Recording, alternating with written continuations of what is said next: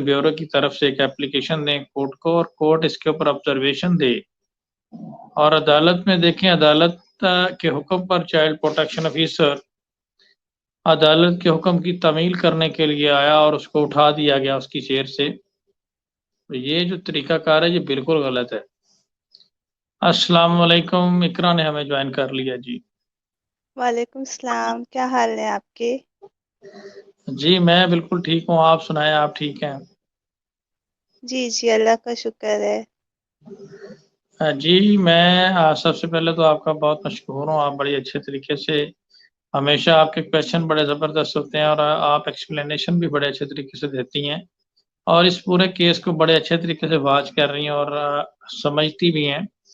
तो मैं बात ये कर रहा था कि देखिए चाइल्ड प्रोटेक्शन ऑफिसर को उसकी चेयर से उठा दिया गया और उसको एक तरह से थ्रेट किया गया, तो क्या आपको नहीं लगता कि ऐसे जो ऑफिसर्स होते हैं, इस वक़्त चाइल्ड प्रोटेक्शन ऑफिसर जो है वो एक अहम अहम किरदार है उसका, क्योंकि बच्ची उसकी कस्टडी में है और उसने एक कॉन्फिडेंशियल रिकॉर्ड लेकर आना होता है और ऐसा जो शख्स है उसके लिए कोई स्पेसिफिक अरेंजमेंट होना चाहिए। अगर रास्ते में जिस तरह से मुल्ज़म ज़हीर ने या उसके वकील ने उसको अदालत से उठा के बाहर किया है और बाहर से अगर 2 की चपेड़े मार के गैंग का बंदा रिकॉर्ड ही छीन कर ले जाए तो फिर हम क्या करेंगे?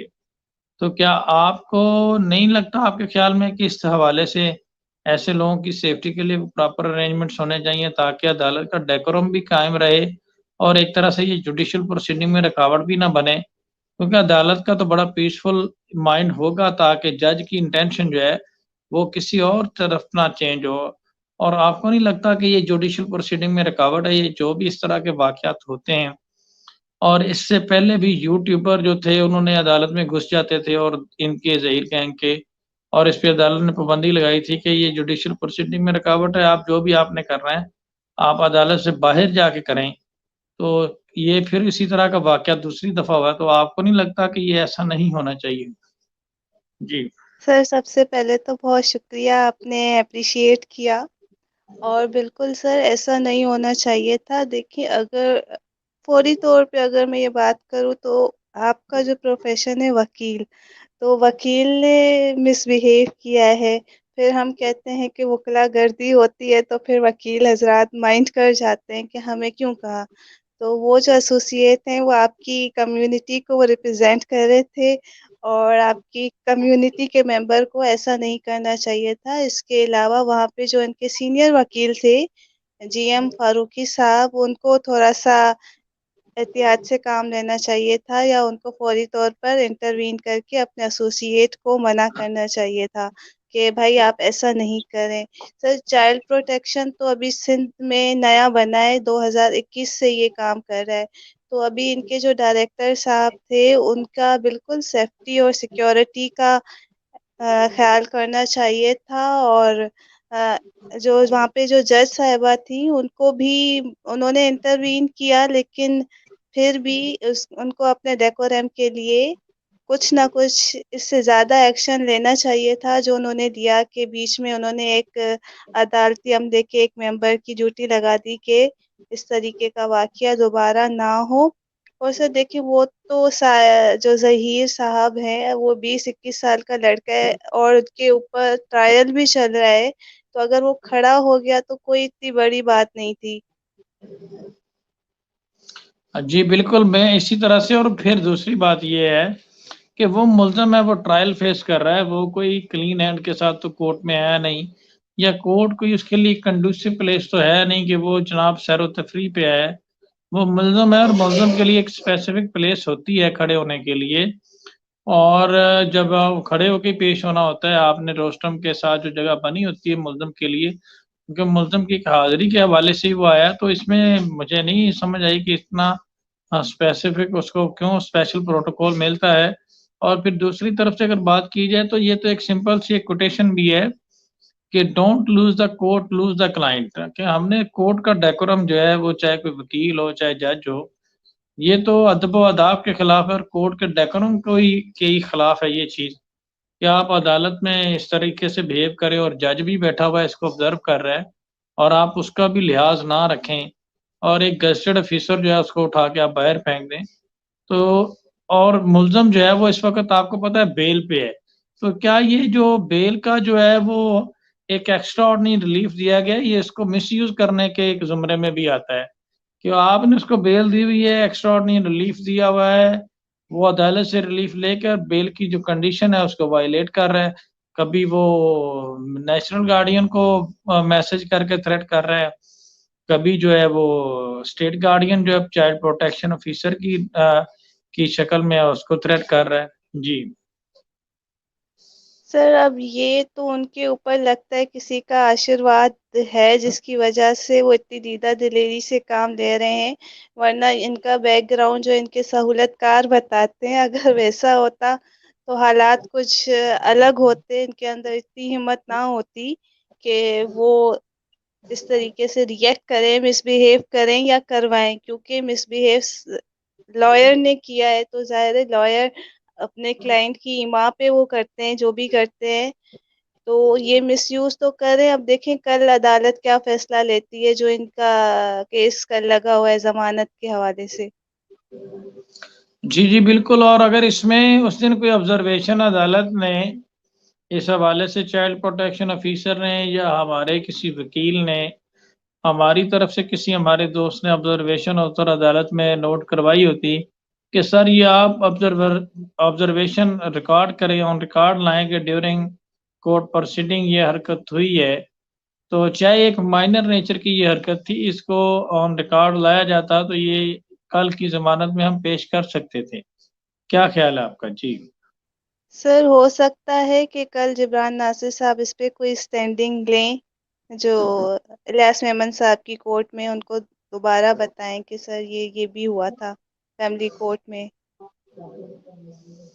जी बिल्कुल। और सेकेंडली ये जो नूर मुनीर के नॉन बेलेबल वारंट निकले हैं, यहाँ भी कोर्ट की सैंक्टिटी का कोई ख्याल नहीं रखा जा रहा। देखें कोर्ट के जो ऑर्डर्स हैं उसको बे नहीं किया जा रहा और उसको हवा में उड़ाया जा रहा है।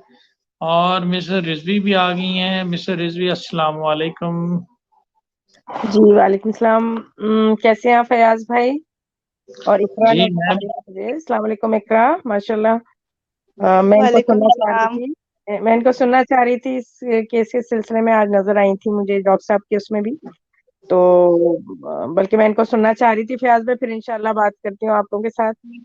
जी, आप लोगों ने अभी शुरू किया ना, मुझे बताएं प्लीज फयाज भाई कि कल के लिए क्या ख्याल है आपका, और बहुत परेशानी है। कल ये बेल की हियरिंग है, उस हवाले से आप पूछना चाह रही हैं? जी, बेल की तो पहले सबसे पहले कि कैंसिल हो जाए ताकि एक तरफ हटे ये केस। जी बिल्कुल। बेल तो जो है देखें, बेल की ग्राउंड्स में एक ये चीज आती है, अगर मुलजम बेल फैसिलिटी मुलजम को दी जाती है, अगर उसका वो मिसयूज करता है और जो अदालत की तरफ से एक रिलीफ दिया गया या एक अपने मुकदमे की पैरवी करने के लिए इंसान को एक ऑप्शन दिया जाता है बेल का, अगर वो उसका मिसयूज करता है तो देन वो क्या हो सकती है, उसकी बेल रिजेक्ट हो सकती है। और अगर वो प्रोसिक्यूशन एविडेंस या गवाहान को या कंप्लेनेंट को थ्रेट करता है तो उसकी बेल जो है वो खारिज की जा सकती है। इस हवाले से अगर देखा जाए तो मुलजम के जो को अक्यूज हैं, जो उसकी मदर है, वो एब्सकॉन्डर है और वो अदालत के साथ कोऑपरेट नहीं कर रही। और मुलजम तमाम तर जो इश्तिहारी मुलजमान है, 6 मुलजमान, उन सबको फैसिलिटेट भी कर रहा है और एविडेंस मिटाने की कोशिश भी कर रहा है। और जैसा कि उसने मेहदी काज़मी साहब के साथ जो उसकी चैट सामने आई है, बेसिकली ये हैम्परिंग एंड टेम्परिंग में भी आता है। और अगर ऐसा शख्स बच्ची के साथ मुलाकात करता है तो ये नहीं मुझे समझ आ रही कि जो चाइल्ड प्रोटेक्शन ऑफिसर को अदालत में बैठे उठाता है तो वो बच्ची के साथ क्या हासिल करेगा वहां पे जाके। तो इसकी बेल जो है वो तो देखें कैंसिल होनी चाहिए, 100% कैंसिल होनी चाहिए।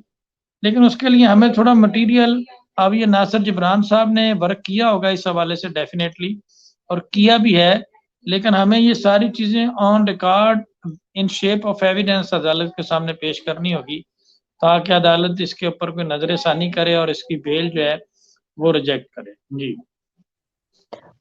जी, और मेरा ये भी सवाल है कि जो अभी ऑर्डर आ गया, ये जो सॉरी वारंट गिरफ्तारी का अवेलेबल वाला आ गया, नॉन अवेलेबल, तो ये जो चोरों की अम्मा है, तो ये इनका क्या होगा? क्योंकि इनके जो ज्यादातर पते लिखे हुए हैं वो पंजाब यूनिवर्सिटी का है, और ये जो वसीम और एक और क्या नाम है, अजीबोगरीब से लोग, तो और राय खुर्रम हो गए, ये लोग ज्यादातर कसूर, पाकपतन, मकसद ये वही नाम है जो एक, अगर आपको याद हो फयाज भाई, जैनब कसूर वाले वाकये में ये गैंग जो होते हैं ना, जो बच्चों को साथ ज्यादती करके उनकी मूवियां बना के और मार देते हैं उन्हें, तो ये वही, मकसद ताने बाने तो वहीं के लगते हैं। तो आपको नहीं लगता है खौफनाक लोग हैं, इसलिए भागते फिर रहे हैं ड्रामे, और सोशल मीडिया सेल भी इनका बड़ा ताकतवर है कि पीटीए वाले जो हैं इनको पकड़ नहीं पा रहे हैं, और ये बड़े धड़ल्ले के साथ अपने जॉम्बी सेशन में बैठे रहते हैं। ये मुर्दा मुर्दा लोग जो हैं, मकसद इनको कितना हम कह चुके हैं, इतना धड़ल्ला क्यों है। मैं इकरा से भी पूछूंगी कि ये आपको क्या लगता है, ये फैलता जा रहा है ये सब चीजें, लेकिन ये काबू में नहीं आ रहे। जी, आपकी बात में से रिजवी ठीक है, लेकिन काबू में तो हम तब कहें कि जब कोई पुलिस ने बहुत ज्यादा रेडें मारी हो और जनाब पुलिस थक गई हो और ये मिल ना रहे हैं। बेसिकली इनको फैसिलिटेट तो मेरी नज़र में अभी तक पुलिस कर रही है। पुलिस कोर्ट ऑर्डर की कंप्लाइंस कर ही नहीं रही, और कोर्ट ऑर्डर की जो कंप्लाइंस है, कोर्ट जो ऑर्डर ने अदालत ने जो ऑर्डर किया था मुल्जमान को अरेस्ट करके नॉन बेलेबल वारंट जो निकालने पेश करने का अदालत के सामने, उस हवाले से अभी तक पुलिस की जानब से एक रेड कंडक्ट नहीं की गई। तो देखें, जब पुलिस ही उनको फेवर दे रही है और इस हवाले से कभी बारिशों का बहाना किया जाता है और कभी जो है वो सड़कें खराब हो जाती हैं और कभी बारिशों में एविडेंस भी ज़ाया हो जाते हैं, तो ये बेसिकली अदालत को चाहिए कि इस हवाले से थोड़ा एक्शन ले। और नासिर जिब्रान साहब को भी चाहिए कि वो डीआईजी से आईजी सिंध को एक एप्लीकेशन लिखें इस आईओ के बारे में कि आईओ जो है वो कोर्ट के साथ कोऑर्डिनेट नहीं कर रहा और ड्यूटी बाउंड है। जब एक शख्स ने जमानत भी नहीं करवाई और अदालत में हाजिर भी नहीं हो रहा तो उसको अरेस्ट करने का वो ड्यूटी बाउंड है, तो उसको वो अरेस्ट करें। तो अगर वो नहीं करता तो अदालत के पास तो अपना ऑर्डर इम्प्लीमेंट करवाने के लिए बेशुमार रेमेडियाज की सैलरी स्टॉप की जा सकती है। आईजी सिंध को इसके कंडक्ट के बारे में आगाह किया जा सकता है, इसको मजीद इसके ऊपर सख्ती की जा सकती है। तो 155C यहाँ पे हमारे पुलिस ऑर्डर के तहत होता है पंजाब में, डिसमिसल फ्रॉम सर्विस हो जाती है। तो ये तो सिंध में शायद इस हवाले से कोई अलग कानून हो, लेकिन अदालत के पास अपने ऑर्डर इम्प्लीमेंट करवाने के लिए बेशुमार रास्ते हैं। तो जिसको हम कोर्सिव मेजर कहते हैं कि दूसरा तरीका थोड़ा इख्तियार करना होगा, देन ये होगा। जी देखिए, ये तो कहीं सर्विस कर रही होगी ना अभी, मतलब सर्विस प्रोवाइड कर रही होंगी कहीं ये खातून, क्योंकि ये तो चोरों की भी माँ है। मकसद देखो, चोर हैं ये, जहीर बच्चा जो गैंग है, और छोटी बच्चियों को अगवा करने वाले, और साबित हो गया है। तो ये तो उनकी भी अम्मा है, तो ये कहाँ सर्विस कर रही थी, और क्या हो रहा था इतने दिनों से पंजाब यूनिवर्सिटी में। पंजाब यूनिवर्सिटी में नहीं जा सके अभी तक लोग, ये हैरत है मुझे। यानी पंजाब पुलिस भी नहीं जा चुकी सकी वहां, सब एक दूसरे पे मैं डाल तो रहे ये कह सकता हूँ कि सिंध पुलिस मेरे साथ कोऑर्डिनेट कर ले और नूर मुनीर कहाँ पे है ये इनकी आसानी मैं कर दूंगा। मैं साथ जा उनको साथ जाके अरेस्ट मैं करवा दूंगा। मैं अगर सिंध पुलिस कहती है ना कि जी हमें मिल नहीं रही और आप पता नहीं वो कहाँ छुप गई है, तो ये मैं आसानी कर दूंगा, इन बेचारों के लिए फेवर मैं दे दूंगा।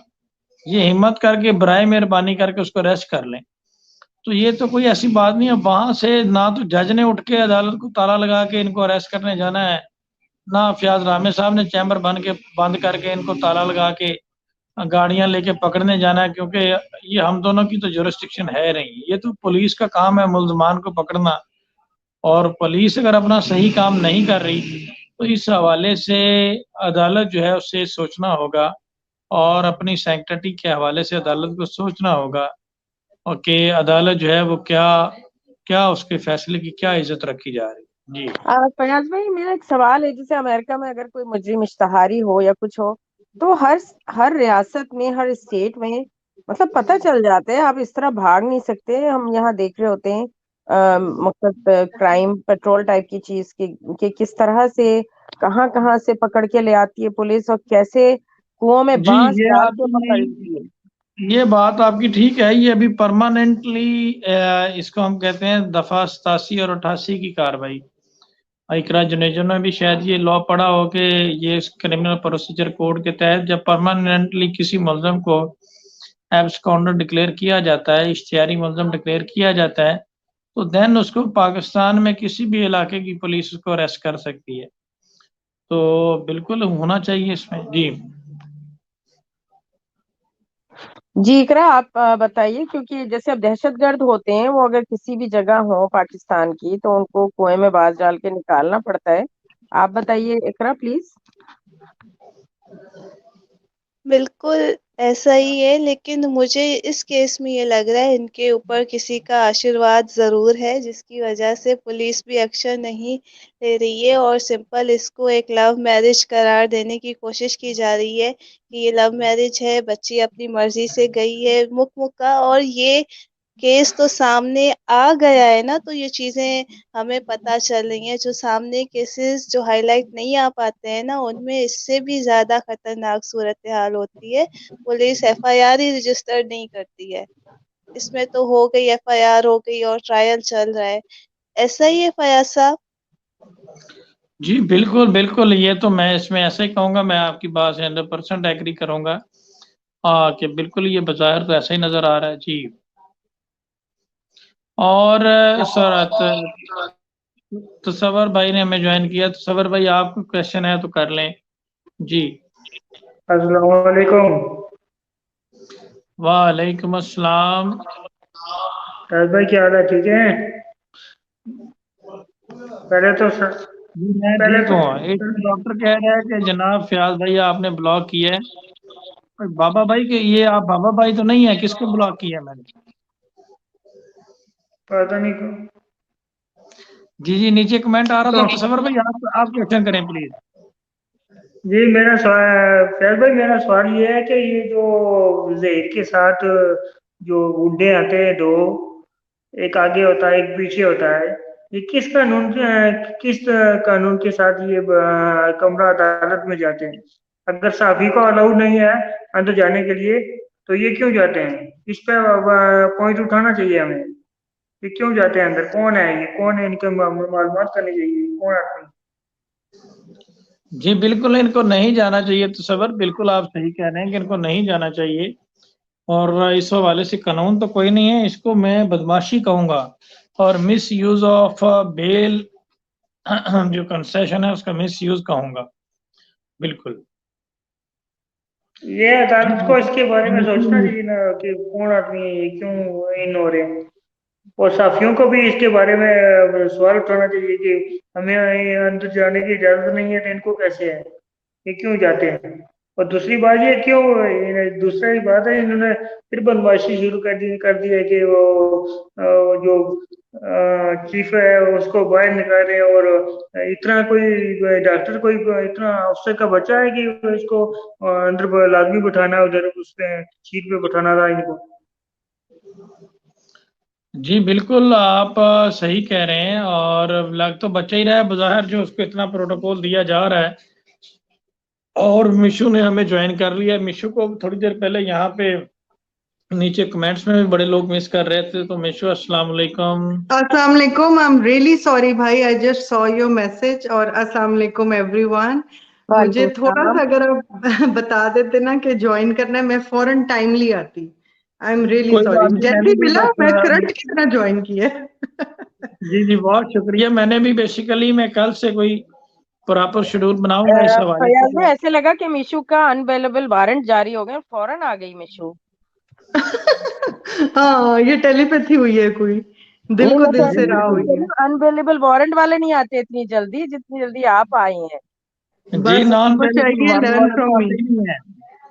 नॉन अवेलेबल वारंट वाले आते ही नहीं है। लेकिन आप लोगों के लिए एक खुशखबरी है मेरे पास, नॉन अवेलेबल जी वारंट वालों के लिए। बताएं। ये जो नूर मनीर है ना, इसके हवाले से मैंने एक एप्लीकेशन दे दी है पंजाब यूनिवर्सिटी में ग्रेट।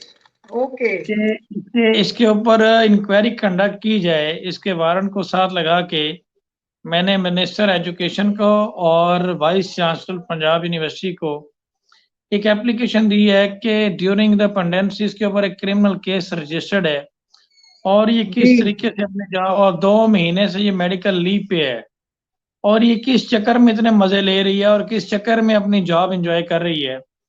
तो इस हवाले से इसको इंक्वायरी कंडक्ट होनी चाहिए क्योंकि ये पंजाब यूनिवर्सिटी का नाम और ये जो उसकी चीजें spite of repeated order of the court no one appear before this court on the said hearing. तो बस ये लिख के उन्होंने फैसला कर देना है कि हमें अब राइट है, हम जो मर्जी करें। तो इनको राइट है, ये जाए ना जाए, जज को राइट है कि फिर वो फैसला करे और इस हवाले से इकरा भी मेरी बात से एग्री करेंगी। जी नहीं, तो अगर फर्ज कर लें जज का जो राय वो कर लेगा डिसीजन, तो फिर इनके पास राइट होगा कि वो उसको आगे हायर कोर्ट में अपील कर सकें, या फिर इनका भी राइट खत्म हो जाएगा? नहीं, अपील करने का राइट होता है लेकिन वो आप सुप्रीम कोर्ट में ही कर सकते हैं। इश्तिहारी को भी राइट होता है? जी वो राइट होता है, वो तो कोई भी फैसला आप चैलेंज कर सकते हैं लेकिन हाई कोर्ट का फैसला आपने सुप्रीम कोर्ट में चैलेंज नहीं करना है ना, तो वो भी किसी ग्राउंड पे करना है और वो इतनी आसानी से तो होता नहीं है कि आप अगले दिन ही सुप्रीम कोर्ट चले जाएं एक दफा, तो फिर आपको जेल जाना ही पड़ेगा।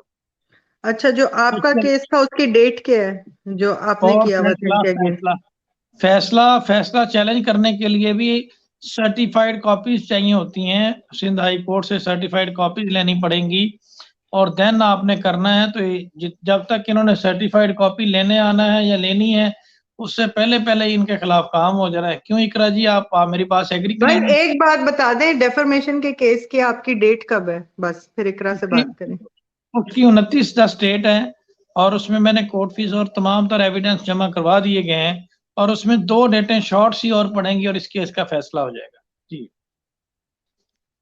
अच्छा, मैंने ना इनका एक लाइव मुझे किसी ने भेजा था जिसमें वो जाफरी साहब जुनेरा से कह रहे थे कि 19 अक्टूबर को डेट है तो हम जाते हैं, और जो कराची से हमारे रिपोर्टर है शायद हुसैन भाई, तो उनकी कोई रिपोर्ट थी जिसको वो कह रहे थे कि ना ये तौहीन अदालत कर रहे हैं, तो ये वीडियो डाउनलोड करो और हम जाके पेश होते हैं। और हमें तो पता है पर मीडिया के थ्रू हमें पता चल ही गया है, तो हम जाके तो ये आखिरी डेट इस पे पेश होते हैं। उसके बाद फिर ये पेश नहीं हुए हैं। जी बिल्कुल आप सही कह रही हैं, अगर लेकिन ना पेश हो उसमें हमारा क्या, अदालत ने तो अपना फैसला करना ही करना है और वो फिर इनके खिलाफ होना ही होना है डेफिनेटली। और फिर इसमें तो फिर देखें, ये तो फिर आप अदालतों से जब पंगे लेंगे तो उसका रिजल्ट तो अच्छा नहीं होगा ना। ये तो ये भी कहते थे कि 2 साल तक का काम से इन बच्ची को पेश नहीं करेंगे, ये तो ये भी कहते थे जहीर को पेश नहीं करेंगे और ये तो ये भी कहते हैं कि नूर मुनीर को भी नहीं पेश करेंगे। लेकिन एट द एंड होना क्या है कि जिस तरीके से जहीर को जूते पड़ रहे हैं इसी तरह से उसको पड़ने हैं। अदालतों के साथ, इदारों के साथ टक्कर लेकर आप कहाँ जाएंगे, और वो भी सूबे बिल्कुल। की सबसे सबसे बड़ी अदालत जो सूबे की, वो कोई मजाक थोड़ी है। उन्होंने जो ऑर्डर कर देना है डेफिनेटली उसके ऊपर इम्प्लीमेंट होना ही होना है और जजेस भी इसीलिए पूरा मौका दे रहे हैं कि कोई ये ना कहे कि ये फैसला जनाब सही नहीं आया और हमें सुनने का मौका नहीं दिया गया। तो ये फैसला बड़ा ज़बरदस्त आने वाला है, ये मैं आप लोगों को प्रेडिक्शन कर रहा हूँ इनके खिलाफ, और जब ये फैसला आएगा तो इनके यकीनन इनकी होश उड़ जाएंगे। जी और ये तो आज तक यही कहते हैं बच्ची 17 साल की है और माइनर नहीं है, हालांकि हाई कोर्ट का ही ऑर्डर है 21 जुलाई का, जिसमें हाई कोर्ट ने कहा है कि बच्ची माइनर है और जब तक वो मेजॉरिटी अटेंड नहीं कर लेती या जब तक केस का फैसला नहीं हो जाता, ये चाइल्ड प्रोटेक्शन में ही रहेगी। और ये लोग चाहते थे कि बच्ची दारुल अमान जाए जहाँ पे बड़ी औरतें वगैरह रहती है, तो ये भी उनके अगेंस्ट किया है। सेकेंडली मुझे आपसे ये भी पूछना था कि यहाँ कराची आने से एक रात पहले या 2 दिन पहले जो बच्ची ने एप्लीकेशन दी थी कि मेरे ज़हीर से ताल्लुकात अच्छे नहीं हैं और मुझे दारुल अमान में रहना है, तो इस कंटेंट को हाई कोर्ट ने अपने ऑर्डर का हिस्सा बनाया है जो 21 जुलाई वाला है। तो जब ये सारे ग्राउंड्स हैं और ज़हीर ट्रायल भी फेस कर रहा है, तो उसके बावजूद आपको लगता है कि यहाँ हाई कोर्ट से इनको मीटिंग की इजाज़त मिलेगी? जी मुझे तो बिल्कुल 100% लगता, क्या मुझे यकीन है कि इनको किसी सूरत इजाज़त नहीं मिलेगी। एक शख्स जो है वो मुलजिम है और ट्रायल फेस कर रहा है, तो सिंध हाई कोर्ट एक सूबे की बड़ी अदालत है, तो मुझे बताएं कि वो इसको ट्रायल फेस करने की डायरेक्शन देगी कि मुलाकात करने की। तो ये कानून के मुताबिक तो किसी सूरत, और फिर सबसे बड़ी बात ये है जो आपने की कि सिंध हाई कोर्ट पहले ही अपने फैसले में कह चुकी है कि नेचुरल गार्डियन पेरेंट्स है और उनके अलावा कोई मुलाकात नहीं कर सकता, तो ये तो फिर उस फैसले की वायलेशन हो जाएगी। तो ये इनको मुलाकात कभी भी नहीं करने की इजाजत मिल रही है। इस तरह की application just to delay the trial को डिले करने के लिए इस तरह की एप्लीकेशन ये डालते हैं, और उसका रिजल्ट जो होगा वो डेफिनेटली इनके अगेंस्ट ही होगा, और सिंध हाई कोर्ट से एक और ऑर्डर इनके अगेंस्ट पास होगा। तो इस तरह से ये उल्टी सीधी उटपटांग गैर कानूनी हरकतें कर करके आप देखें कि ये सारे रास्ते इनके बंद होते जा रहे हैं। जी, तो इसके साथ ही अब क्लोज करते हैं इंशाल्लाह, फिर कल मुलाकात। एक और सवाल कि इन पे कितने पैसे लगाए जाएं। इश्तिहारी मुलजिमों का मूवीज में देखते हैं तो मूवीज में कहते हैं कि इतने पैसे हैं, 1 लाख रुपए 2 लाख रुपए जो इन्हें पकड़ के लाए। तो ये क्या चीज होती है इश्तिहारी मुलजिमों की? हेड मनी, वो कह रही हेड मनी लगा दो। तो अगर हेड मनी कौन लगाता है? यानी मुद्दई लगाता है या अदालतें लगाती हैं या पुलिस लगाती है? जब पुलिस खुद नहीं पकड़ सकती है तो वो कहती है कि कोई भी हमें कहीं नजर इसमें पुलिस भी लगाती है, इसमें पुलिस भी लगाती है जब अदालतें सख्ती करती हैं बहुत ज्यादा पुलिस के ऊपर। मैंने आपको बताया ना कि जब कोई शख्स नॉमिनेटेड इन FIR होता है और उसके वारंट्स वगैरह निकले होते हैं, तो police is duty bound to arrest that culprit और प्रोड्यूस बिफोर द कोर्ट। लेकिन जब पुलिस नहीं करती तो वो ड्यूटी में गफलत समझा जाता है। तो समटाइम अदालतें इस मामले में इतनी सख्त हो जाती हैं कि फिर इनको प्रोड्यूस करना पड़ता है। और सेकेंडली फिर ये भी है कि कंप्लेनेंट जो होता है वो अपने केस को सॉल्व करने के लिए कहता है भाई मैं एक्सपेंस दे देता हूँ, इसके ऊपर कोई इनाम रख देते हैं। और ये जब कामसिन बच्ची नहीं मिल रही थी जो चाइल्ड प्रोटेक्शन ब्यूरो में इस वक्त, उस वक्त हमने भी 5 लाख रुपए का नाम रखा था इस केस में, ताकि कोई इन्फॉर्मेशन दे दे कि कहाँ पे है और उसको अरेस्ट किया जा सके और पकड़ा जा सके। तो ये 2 सूरतें इसमें हैं।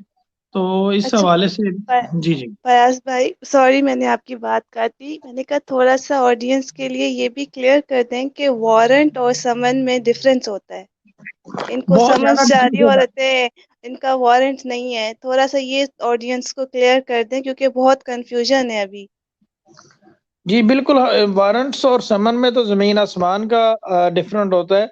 वारंट जो होता है उसमें वारंट से मतलब ये होता है कि इसको आपने अरेस्ट करके हर सूरत में पकड़ के लाना है। समन ये होता है कि कोर्ट ने आपने कोर्ट के ऑर्डर से इंटीमेट करना है अगले बंदे को, वो आए या ना आए उसकी मर्जी है, बाद में कोर्ट उसके ऊपर डिसीजन देगी। और उसको जस्ट कोर्ट का ऑर्डर जो है उससे उसको उसके नॉलेज में लाना है। तो समन और चीज है, वारंट जो है वो तो उसके तहत आप एक साइन शुदा डॉक्यूमेंट है कि आप अगले शख्स को जाके मुलजम को अरेस्ट कर सकते हैं और हथकड़ी लगा सकते हैं, और आपने उस वारंट की रोशनी में उसको साथ लेकर आना है। जी तो वारंट ज्यादा तेजी से कारकर्दगी दिखानी है और समन मींस कि इट कैन बी डिलेड, ये मतलब है? जी जी बिल्कुल, समन में आप ये कह सकते हैं कि उसको मौका मिल सकता है। मुलजम को आपने जस्ट उसके नोटिस में लाना होता है और उसको मौका मिल सकता है वो पेश होकर अपना मामला कोर्ट में हल करवा ले या जो भी कंटेस्ट करे। लेकिन वारंट तो लास्ट स्टेज है, वारंट के बाद तो आपने कोर्ट में ही पेश होना है। कोर्ट चाहे तो आपको बेल दे ना दे, वक्ती तौर पे आपने जेल में ही जाना है। लेकिन इतनी देर क्यों हो रही है वारंट जब आ चुके हैं नॉन बेलेबल? इसमें तो और ज्यादा देर हो रही है। जी, वारंट की भी फिर आगे किस्में होती हैं। एक होती है बेलेबल वारंट, कि आप जाएं उस शख्स को कहें कि जनाब ठीक है मैं आपके वारंट लेकर आया हूँ, लेकिन तुम कोई जमानत में चीज दो, तुम अपनी कोई प्रॉपर्टी या कोई चीज मुझे दो, वो मैं कोर्ट में जाके जमा करवाऊंगा ताकि तुम अगली डेट पे पेश हो जाओ। लेकिन नॉन बेलेबल वारंट तो होते हैं ये कि आपने उसको लेकर ही आना है, कोई जमानत नहीं, कोई इसकी श्योरिटी नहीं है, अदालत में पकड़ के पेश करना ही करना है। तो ये तो इनके नॉन अवेलेबल वारंट निकले हैं, और यही तो मसला है कि पुलिस को चाहिए कि इसके ऊपर इम्प्लीमेंट करे और होना चाहिए। और ये इकरा ने बड़ा ज़बरदस्त सवाल किया है, इसको मैं प्रॉपर कानूनी ज़बान में स्टडी करने के बाद ये वारंट समन एंड नोटिस को मैं एक्सप्लेन भी कर दूंगा बड़े And अच्छे how जी many अंदाज से। बिल्कुल, times? क्योंकि ना जी जी इकरा। मैं ये कही थी क्योंकि ना काफी सारे यूट्यूबर्स मैंने देखा था, वो लोग कह रहे थे कि जुनेरा लोगों के वारंट इशू हुए हैं और ये है वो। मैंने कहा वारंट तो नहीं, समन जरूर इनके इशू हुए थे। तो मैं फयाज साहब से कहूंगी कि वो क्लियर कर दे ताकि कंफ्यूजन जो वो लोग क्रिएट कर रहे हैं बिल्कुल, वारंट यूट्यूबर्स में वो इनके हो वारंट जाए। में इशू है, वारंट में इशू है। और इसमें सबसे बड़ा डिफरेंस ये है कि जो सिविल नेचर के केसेस होते हैं उसमें समन इशू होते हैं, और जो क्रिमिनल नेचर के केसेस होते हैं उसमें वारंट इशू होते तो हैं। नूर बीबी के तो वारंट हुए ना, नूर बीबी जी, के उसके तो वारंट वारंट, हुए जी। नूर बीबी के जो वारंट हैं, इनके इनके जो हैं, इनके अभी समन इशू है, और अगर ये कोई फैसला इनके खिलाफ आ जाता है और अदालत कहती है कि इनका क्रिमिनल कंटेम्प्ट ऑफ कोर्ट के तहत ट्रायल चलना चाहिए, तो देन इनके भी वारंट निकल सकते हैं इन फ्यूचर। जी, वो इसलिए कंफ्यूजन हो रहा है इकरा कि नूर बीबी के वारंट हैं और ये जो इनका ज़ॉम्बी सेशन है इन लोगों के समन्स होंगे, इसका मतलब नॉन अवेलेबल। जी जी जी जी बिल्कुल ऐसा ही है। तो यूट्यूबर्स जो थे ना वो मिक्स अप कर रहे थे, तो नॉर्मल जो हमारी देखने वाली ऑडियंस है, मुझे भी काफी सारे मैसेजेस आए, तो मैंने कहा मैं फयाज साहब से कहूंगी कि ना एक छोटा सा सेशन वो रिकॉर्ड करके ना अपलोड कर दें ताकि कंफ्यूजन क्लियर हो लोगों बहुत, के। हाँ मुझे भी मैं था भी ये कंफ्यूजन बहुत ज्यादा कि ये हो क्या रहा है। तो वो सिविल जी है बिल्कुल फयाज भाई, वो सिविल कोर्ट है जिसमें इनका हो रहा है FIA वाला। जी, FIA में जब देखें, जब वारंट जो होते हैं वो सिंपली मैं आपको बताऊं कि जब आपके ऊपर कोई क्रिमिनल चार्ज लग जाता है उसके बाद जारी होते हैं, और बाकी जो प्रोसीडिंग होती है सिविल नेचर की जिसमें सिंपल आपकी तलबी होती है उसमें समन जारी होते हैं।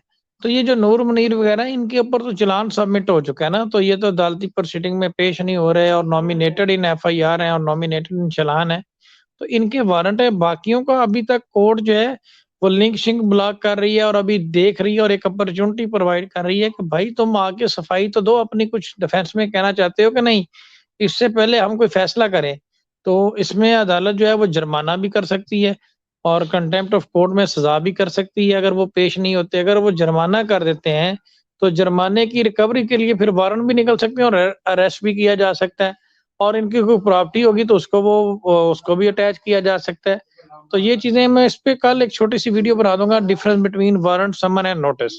ये इसको लीगल लैंग्वेज में मैं इस पे ऊपर कोई वीडियो बना दूंगा, और शॉर्ट सी 2-3 फयाज मिनट की। फयाज भी अगर उस वक्त तक जुनैरा ने मैच्योरिटी अटेन कर ली तो फिर क्या होगा? मेच्योरिटी से क्या मुराद है मिस्टर रिजवी? मेरा मतलब है ये तो हमेशा मुश्किल है अंडर एज रही है ना, हम अक्सर कंपैरिजन करती रही बच्चे के साथ। यार, अभी उसके अब बड़े होने में काफी साल हैं, बहुत वो साल हैं। कहेगी जज थोड़े साहब मैं उस वक्त तक मेच्योर नहीं थी, अभी मैंने मेच्योरिटी अटेन ही नहीं की है, मेरी तो बचपन में शादी हो गई थी, मंग हूं मैं तो, बचपन की मंग थी, बात तो आपकी ठीक है अब लेकिन मैं कोई बात मंगती नहीं, हो गई हूँ, अब मैं मंगती हो गई हूँ। कोई बात नहीं, वो बात तो आपकी ठीक है लेकिन वारंट निकलने के बाद बड़े बड़े लोगों में मेच्योरिटी आ जाती है, तो इसमें भी आ जाएगी, आप थोड़ा वेट ये करें। जो फयाज भाई ने डेफेमेशन का केस किया ना, उसके बाद मंगती हो जाना है। जी जी, तो इसके इसके साथ ही फिर मिस्टर रिजवी और मिशु टॉक और इकरा ने जो मुझे इजाजत दें, और सब लोगों का बहुत शुक्रिया। इंशाल्लाह कल मुलाकात होगी। आप सब लोगों का बहुत शुक्रिया। अल्लाह हाफिज। जी, अल्लाह इंशाल्लाह। हाफिज। अल्लाह अल्लाह हाफिज। हाफिज। इकरा अल्लाह प्लीज हाफिज। ज्वाइन कीजिएगा आप, थैंक यू वेरी मच सबका। इंशाल्लाह इंशाल्लाह जरूर।